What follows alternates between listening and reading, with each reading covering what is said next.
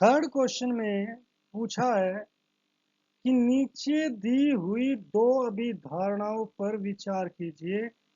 अभिधारणा, हमें पता है कि अभिधारणा क्या होती है, जो परिभाषित नहीं की जाती मगर सत्य मान ली जाती है। तो जैसे दो भिन्न बिंदुओं ए और बी दिए रहने पर एक तीसरा बिंदु सी ऐसा विद्यमान है जो ए और बी के बीच में स्थित होता है।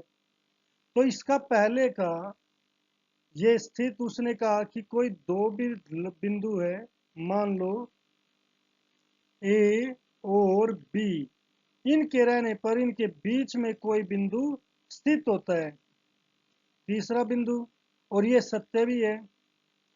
इसको हम देखेंगे क्यों सत्य है, इसको देखेंगे, पहले आगे पढ़ते हैं। यहाँ कम से कम ऐसे तीन बिंदु विद्यमान है कि वे एक रेखा पर स्थित नहीं है। तो इसने कहा कि यदि कोई रेखा है, इस पर कम से कम तीन बिंदु ऐसे विद्यमान है जो इस रेखा पर नहीं है। तो इसे भी देखते हैं कि क्या कहता है ये। फिर आगे क्वेश्चन है कि क्या इन अभिधारणाओं में कोई अपरिभाषित शब्द है। पहला क्वेश्चन कि क्या इन अभिधारणाओं में कोई अपरिभाषित शब्द है।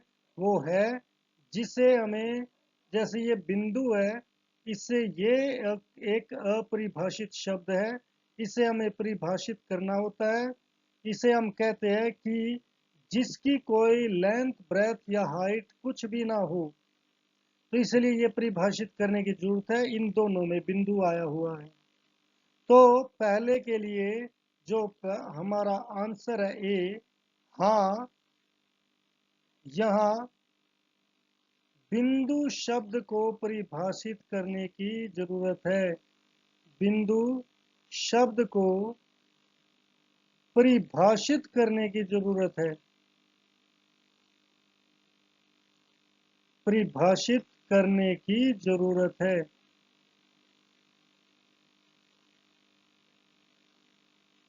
ये हमारा दोनों के लिए है, ए और बी दोनों के लिए। क्या ये अभिधारणाएं अविरोधी है।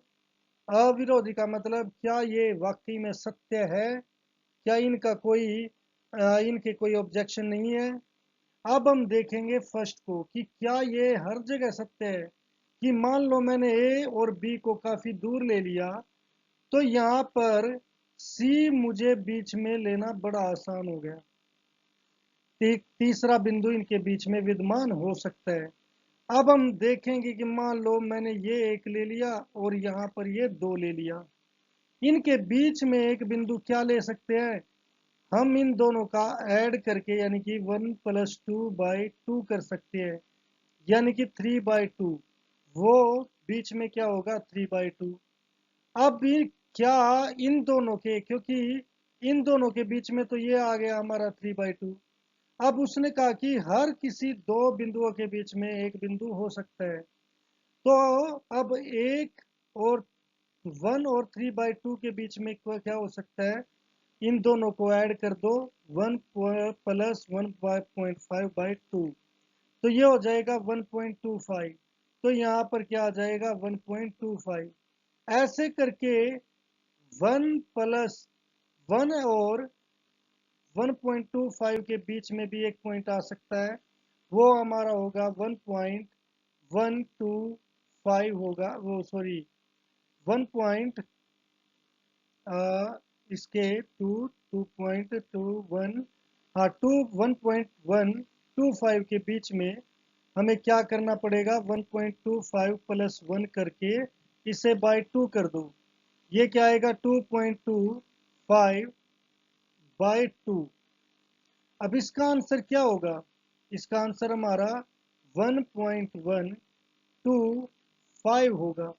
ये हमारा था 1.25, ये आ गया 1.25।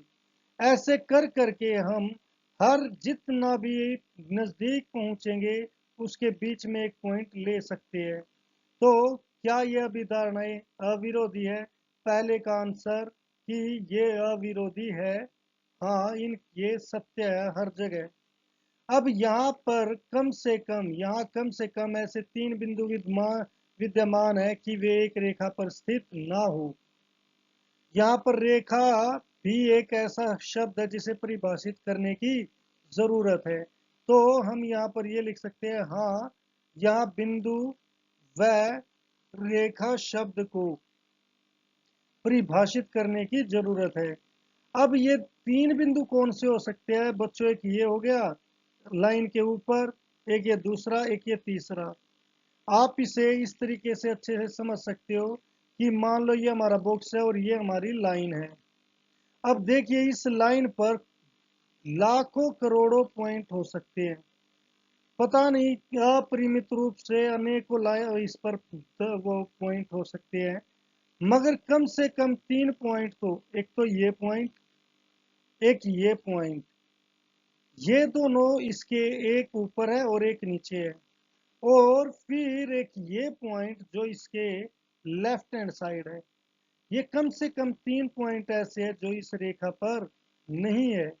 ऐसे करके हमारा फोर्थ पॉइंट भी आ सकता है, फिफ्थ भी आ सकता है, और इस लाइन पर हजारों करोड़ों हमारे पॉइंट्स है। तो बिंदु है, बहुत सारे बिंदु इसके ऊपर यानी कि इस पर विद्यमान नहीं है। तो कम से कम तीन तो विद्यमान होत है ही नहीं। तो इसलिए ये अभिधारणाएं, दूसरा क्या है, ये अभिधारणाएं अविरोधी है। अभिधारणाएं अविरोधी है।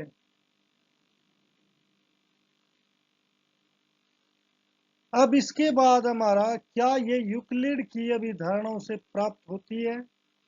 यूक्लिड की अभिधारणा में तीन बिंदुओं का कोई जिक्र नहीं हुआ, ऐसे तीसरे बिंदु का कोई जिक्र नहीं हुआ, तो हम लिखेंगे कि नहीं, ये यूक्लिड की अभिधारणाओं से प्राप्त नहीं होती। यूक्लिड की अभिधारणाओं से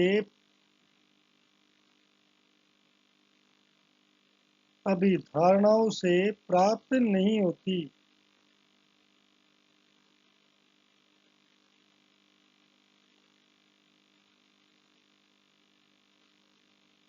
प्राप्त नहीं होती। ये इसके थर्ड के हमारे ये आंसर है। आप यहाँ पर इन चीजों को लिख सकते हो। तो इस तरीके से हम ये थर्ड क्वेश्चन कर सकते